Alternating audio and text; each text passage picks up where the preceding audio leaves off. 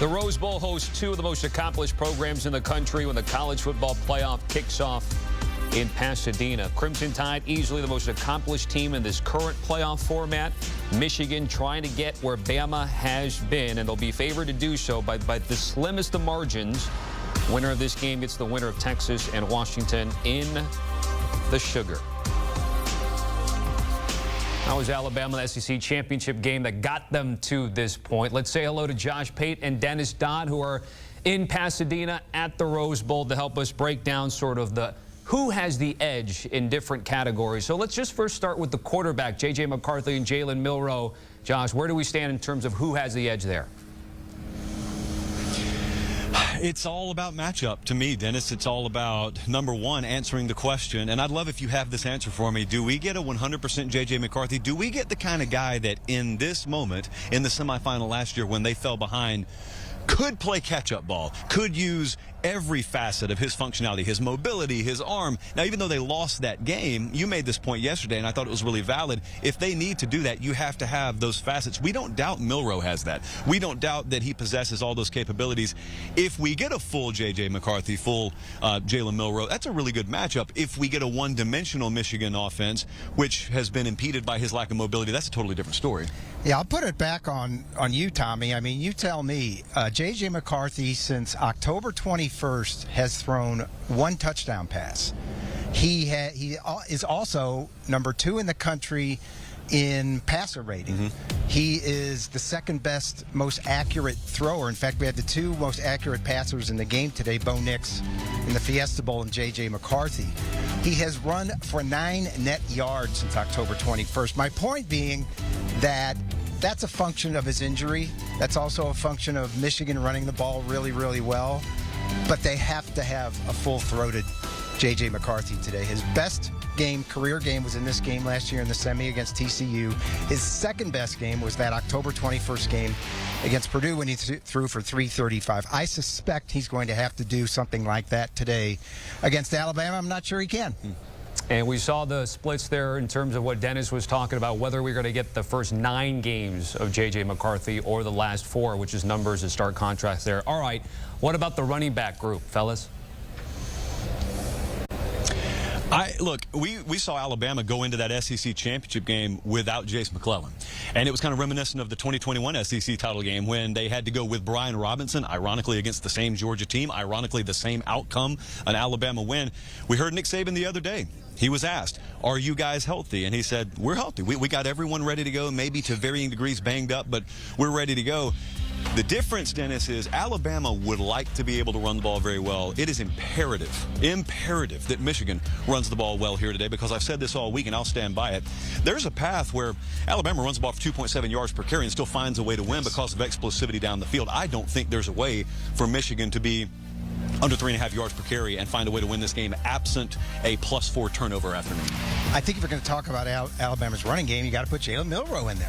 Yeah. He's mobile. He can turn the corner. He certainly did against Georgia and has lately, so you've got to put him in there. Clearly, Michigan, that's what they do. They're one of the best running games in the country. I've said it before in the lead up to this. Blake Corum and Donovan Edwards have combined for 5,000 career yards and 67 touchdowns. Duh. What do you think they're going to do? They're going to hammer or try to hammer. But Alabama runs it okay, and I think you just intimated, if they're okay, I can still see a path to victory. What about pass catchers? Look, I mean, Dennis, I don't want to be disrespectful, but, you know, we don't have to take the field today, so we can say whatever we want to. As irresponsible as a stance as that is, we can say whatever we want to. I don't think there's a receiver wearing a Michigan uniform today that necessarily strikes fear in the hearts of Kevin Steele and Nick Saban. That doesn't mean they don't respect him. It just means there's not a guy that they have to singularly focus on limiting, and Roman Wilson would be that guy if he existed. Listen, candidly, I think they believe probably LSU had 2 or 3 better than him. And so they've dealt with him this year. Texas had that as well. I think think in the interim, though, if we're looking at a matchup here, it's not that any one guy stands out for Alabama. Jermaine Burton's had his moments. Isaiah Bond certainly has come on as of late. But look at some of these games down the stretch, Dennis. There were like 13 or 14 different pass catchers, counting backs out of the backfield, counting tight ends that were involved in the Bama passing game. That doesn't mean any one guy's going off for 175 and 3 touchdowns. It just means someone could have a stat line that reads 3 catches for 36 yards and 2 touchdowns today, and it's the difference maker. I think the pass catchers, while there's no superstar, I probably lean Alabama in that category. I would lean Alabama because defensively, Alabama is going to be very confident about matching up one-on-one with Rome. There's no reason to double Roman Wilson. To me, he's their best pass catcher. They have an elite secondary, Alabama does. Isaiah Bond is a guy that can take the top off. Since Jamison Williams went down, what was it, a season and a half ago against Georgia, that changed the outcome of that game, we all know. They haven't had that guy. In the last half of this season, Isaiah Bond has developed into that guy. Maybe not as good as some of the greats of the past, but a guy that can do it against a really good secondary at Michigan. But I think, like you said, I think Alabama's deeper at the position. You might have a guy go for 50 yards and score a couple of touchdowns, and he's the best receiver they've got. So we've gone micro offensively with a few different position groups, but if we go defensively, we're going to go macro, so an entire unit, guys, in terms of who has the edge on defense. Dennis, I want you to go first here because I think I got a much different view on this game maybe than most people. I think that Alabama has the edge because for number one, they've got stars all over the field. If they're not, every position almost, if they're not an All-American, they're all SEC or all SEC second team. I still have that doubt about what Michigan has done defensively, and I researched it this morning. They have cobbled together the nation's best scoring defense, 9.5 points, by playing 4 of the bottom 7 offenses in the country right now. 8 of the teams they played are 101st or worse in offense. And who was the best, Dennis? The best was UNLV. Boom. And today Alabama will be the second best. I think since the Texas game where they were kind of worked. You know, Jalen Milroe was a contributor, throwing 2 interceptions. They've gotten a lot better. They're more athletic than Michigan. This defensive line isn't as great as Michigan's of the past 2 years. I like Alabama. I think Michigan has been able to sit back all year long and run the ball and not have to take risk offensively. And, Tommy, they've been able to just wait defensively. And because you've had to play catch-up against them, people have contributed to their own downfall. And you credit Michigan, all the credit in the world, to them waiting for that and taking advantage and setting up offensively with short fields. I think the inverse could happen today. I think the pressure could be placed on Michigan's offense to do 115 or 120% of what they've done. Dallas Turner and Chris Braswell are probably the 2 best pass rushers they've faced all year. I lean Michigan as a unit, but there are functions of Alabama's offense, I think, or defense that could change this game. And we were just talking about Dallas Turner with Ryan Wilson in terms of his draft prospects, potentially a top 10 pick there. Head coaching, of course, we get Nick Saban and Jim Harbaugh there. A lot of people have their opinions on who has the edge. What's your guys' opinion? I think I go in totality here, and I think while everyone questioned these coordinator hires that Nick Saban made in the spring, you can't look at the success and the progress this team has made without factoring that in. So in terms of a top-to-bottom coaching staff, I'm never punting on Nick Saban. I'm never punting on that staff.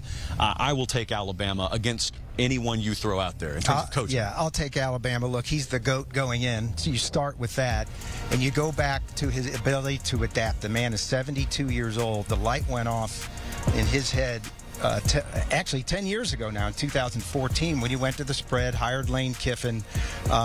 Blake Sims, a converted running back receiver, was his quarterback. And that year, when he went to the spread, set an Alabama total offense record.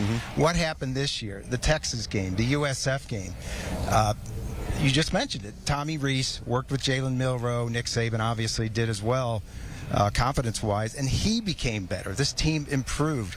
He proved he's the best by doing things like that, by thinking, out of the box. This was his best coaching job. I don't think there's any doubt. One final point about as great as Jim Harbaugh is, you know exactly what you're going to get. We're going to try to out-physically you, come beat us. Alabama's that team that can do it. Guys, before I let you go, can't help but notice the shades. First off, great style choice, but also it looks like it's a necessity. Give me a sense of the weather given what we experienced and saw over the weekend. All right, Tommy, I talked to you yesterday, and I said, do not worry. We're going to clear all this out. Saturday had to be what it was, and Sunday had to be what it was so that Monday could be this. We're looking at a high sky. We're looking at scattered cirrus, the plural of cirrus cloud, for those unfamiliar. I think we're going to get a wonderful setting, wall-to-wall sunshine, and we're going to get that sunset, Tommy, over the San Gabriels. We're going to get it today. Everyone's smiling ear to ear. I'm looking so forward to it. Dennis, anything to add? I think you can see the San Gabriels over my left shoulder. I'm not sure, but at the end of the third quarter, there will be a mass exodus towards the corner of the press box as we all take the sunset, and you will see it on TV. That's part of the tradition and history here at the Rose Bowl. No doubt things are looking good around the stadium and, of course, down on the field where you guys are at. Our thanks to Josh Pate and Dennis Dodd there ahead of the Rose Bowl between Michigan and Alabama. So taking a look at the national semifinal slate, we have seen a little bit of line movement in both games. So right now, Michigan was at -1.5 early in the morning, now picking up a little bit of steam, still under a field goal at 2.5. Conversely, in Texas and Washington, the Longhorns were favored by 4.5. And then this morning, some money on the Huskies. That one down to 3.5 in New Orleans for the Sugar Bowl.